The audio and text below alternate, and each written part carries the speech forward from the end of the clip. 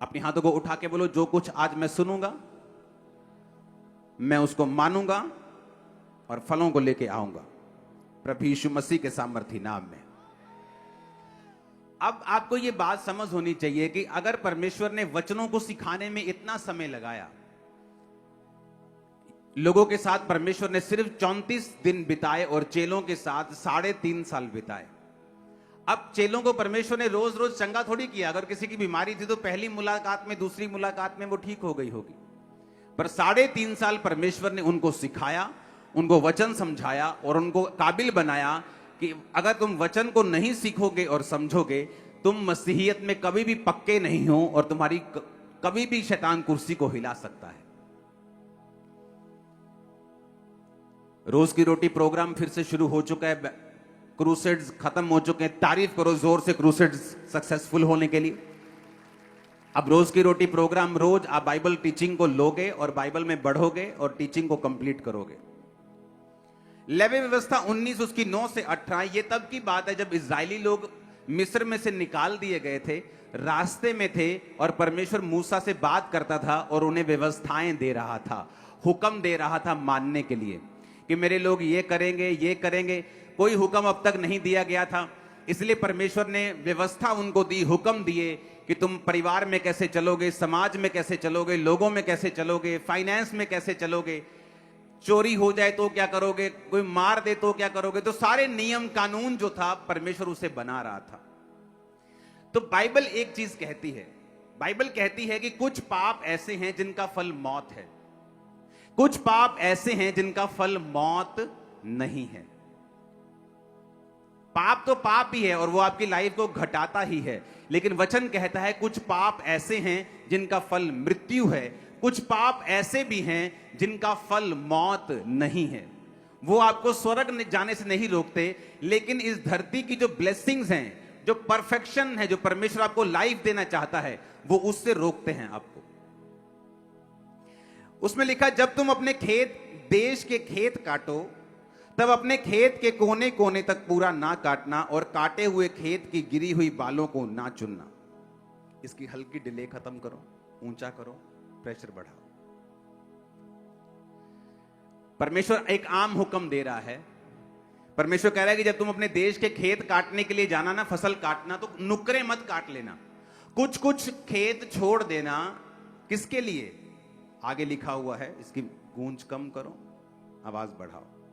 अपने दाख की बारी का दाना दाना ना तोड़ लेना, अपनी दाख की बारी के झड़े हुए अंगूरों को ना बटोरना, उन्हें दीन और परदेसी लोगों के लिए छोड़ देना। मैं तुम्हारा परमेश्वर यहोवा हूं।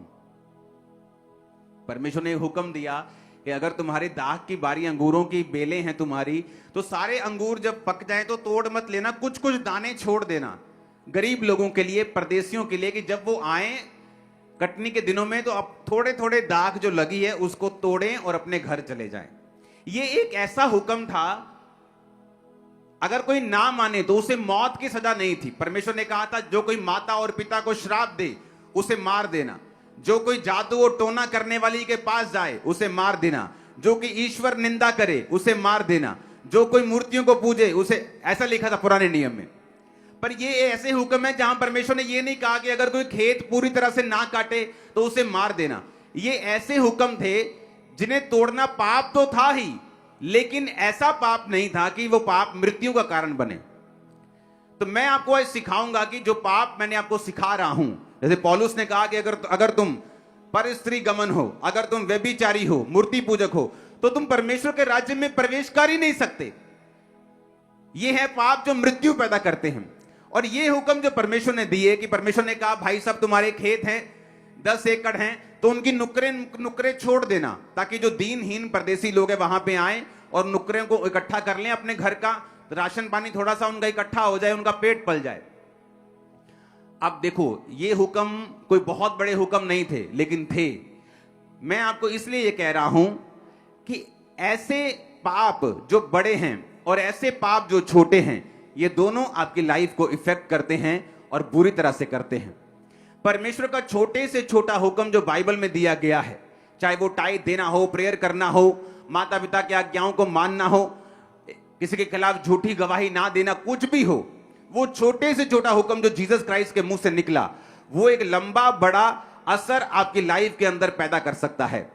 जब आप रूथ की स्टोरी को देखते हैं, आप गांव में बहुत सारे लोग रहते हैं, कितने लोग गांव से आते हैं, पिंडों से आते हैं, हाँ देखो आधे लोग होंगे।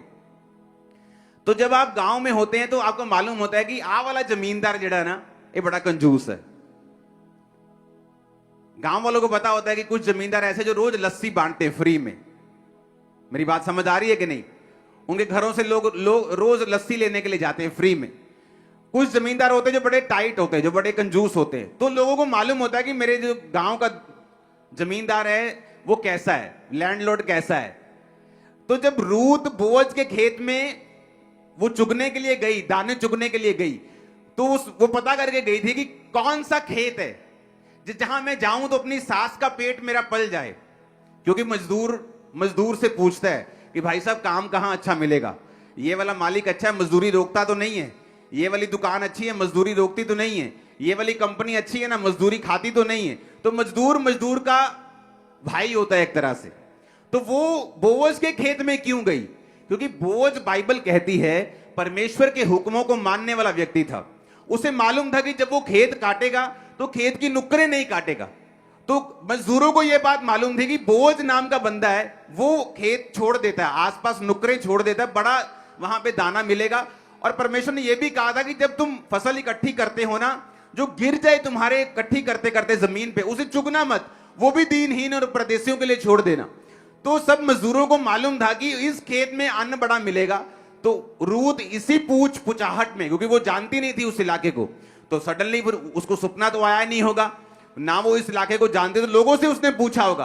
तो लोगों ने बोअज का खेत रिकमेंड किया कि वहां पे चली जा, तेरे को कुछ ना कुछ अब तेरी बूढ़ी सास के लिए तेरे लिए जरूर मिल जाएगा। अब देखो, एक हुक्म जो मृत्यु का कारण नहीं है, जो नहीं मानता, लालच कर जाते हैं लोग, मर नहीं जाते। लेकिन अगर बोअज ने सारे खेत को काट लिया होता, और उसकी आदत होती कि वो सारे खेत काट लेता है, कुछ छोड़ता नहीं है, मैं आपको दावा करता हूं रूथ जैसी एक अच्छी औरत, एक काबिल औरत, एक विश्वासी औरत उसकी लाइफ में कभी भी एंटर ना कर पाती। कितने मेरी बात को समझ रहे हैं? एक छोटा सा हुक्म, एक स्मॉल सा हुक्म, किस तरह से देखो उसकी लाइफ में पैसा था, वो बोअज अमीर था, लैंडलॉर्ड था, पैसे थी, बरकत थी, नौकर चाकर थे, सब कुछ था, लेकिन मैरिज नहीं थी। आपकी लाइफ में कुछ टेस्टिमनीज ऐसी होती हैं, वो तब तक नहीं बनती जब तक आप अपने आप को परफेक्ट नहीं करते। कुछ लोग बोलते हैं मैं मूर्ति पूजा तो नहीं कर रहा हूं जी, मैं व्यभिचार नहीं कर रहा हूं जी। अब ये बात नहीं है। कई बार परमेश्वर आपको आपकी लाइफ की बड़ी टेस्टिमनी देने से पहले वो चाहता है आप छोटे छोटे गुनाह भी जो करते हैं उसको ना करें, परफेक्ट लाइफ रखें, ताकि परमेश्वर आपको वो लाइफ दे सके जो आपको देने के लिए, जिसके लिए आपको बुलाया गया है, जिसके लिए परमेश्वर ने आपको अपने पास बुलाया है। लेकिन अब परमेश्वर अब्राहम को बच्चा देना चाहता था, लेकिन अब्राहम परफेक्ट नहीं था, इसलिए परमेश्वर 99 साल का जब वो था, परमेश्वर आते हैं उसके दर्शन में, बोलते हैं अब्राहम मेरी उपस्थिति में चलता जा और सिद्ध होता जा। अब्राहम बोल सकता है परमेश्वर 24 साल हो गए तेरा पीछा करते, अभी भी मुझे सिद्ध होना है क्या? अब तो बातें कम कर, बच्चा दे मुझे। लेकिन परमेश्वर जानते थे कि जो मैं तुझे देना चाहता हूं, कई बार आपकी लाइफ में 5 टेस्टिमनीज बन चुकी हैं, बड़ी 6 टेस्टिमनीज बन चुकी हैं, लेकिन अभी भी एक ऐसी गवाही बाकी है जिस पर आपकी लाइफ डिपेंड करती है। कितने मेरी बात को समझ रहे हैं? मेरी लाइफ में ऐसा था, बहुत सी गवाहियां थी, लेकिन अभी भी कुछ टेस्टिमनीज ऐसी थी जिन पर मेरा पूरा जीवन निर्भर करता था। तो क्या करूं? खींच आती थी, खिजाहट आती थी, गुस्सा आता था, प्रभु के ऊपर निकालता था, प्रेयर बंद कर देता था, ड्रामे चलते थे, कोई फायदा नहीं होता था। फिर से दोबारा उसी प्रेजेंस में आना पड़ता था, कुड़कुड़ाकर अपनी ब्लेसिंग को मैं लेट करता था। तो परमेश्वर ने मुझे सिखाया कि मुझे परफेक्ट होना पड़ेगा, मुझे सीधा चलना पड़ेगा, मुझे धीरज रखना पड़ेगा, मुझे आत्मा के फलों को बनाना पड़ेगा, मुझे छोटे हुक्मों से लेकर बड़े हुक्मों को मानना पड़ेगा, ताकि वो आशीष मेरी लाइफ में जब आए तो वो कंप्लीट हो जाए। कितने मेरी बात को समझ रहे हैं? अब देखो, है छोटा सा हुक्म, परमेश्वर ने ऐसे ही बोला मूसा को कि जब दाख इकट्ठी करना तो सब इकट्ठी मत कर लेना, जब खेत काटना सारे मत काट लेना। अब एक धर्मी बंदा जो प्रभु से प्यार करता है, मैं आपको दावा करता हूं, वो छोटी आज्ञा हो बड़ी आज्ञा हो, वो उस आज्ञा को कभी भी तोड़ता नहीं, कभी भी नहीं ब्रेक करता उस आज्ञा को, कभी भी तोड़ता नहीं, छोटी हो चाहे बड़ी हो। लेकिन जो नॉन सेंसिटिव अनसेंसिटिव लोग होते हैं, जिनको सेंस नहीं होती, जो आत्मिक डफर होते हैं, उनको मतलब नहीं है।